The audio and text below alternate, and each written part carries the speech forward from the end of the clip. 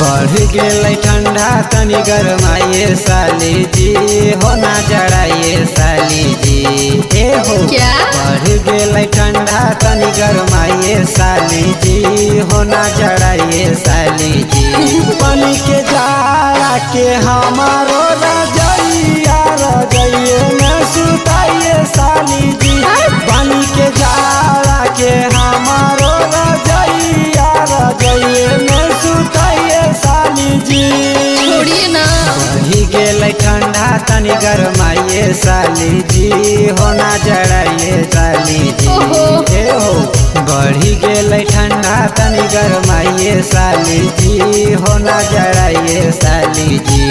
बन के जाड़ा के हमारो रजैया रजैये में सुताइए साली जी। बन के जाड़ा के हमारो रजैया रजैये में सुताइए साली जी।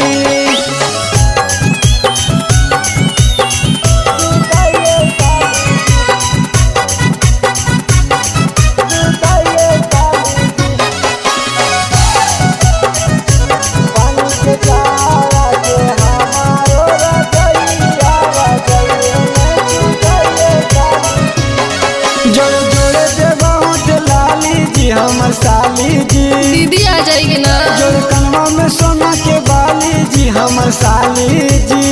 दीदी जानते तो मारे लगते। जोड़े जोड़े देवाऊट लाली जी हमर साली जी। जोड़े कनवा में सोना के बाली जी हमर साली जी। अपना हीटर से गरमाइए साली जी, होना जड़ाइए साली जी। नहीं जीजा जी। अपना हीटर से गरमाइए साली जी, बीड़ी सटाइए साली। छोड़िए ना। पानी के जाड़ा के हमारो रजैया रजैये में सुताइए साली जी। पानी के जाड़ा के हमारो रजैया रजैये में सुताइए साली जी।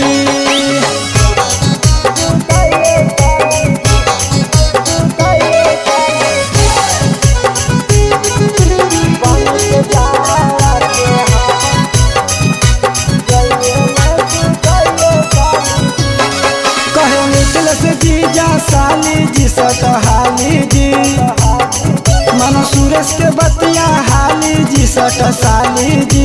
दीदी आ जाएगी ना। कहे मिथिल से जीजा साली जी सटहाली जी, मनो सुरेश के बतिया हाली जी सट साली जी।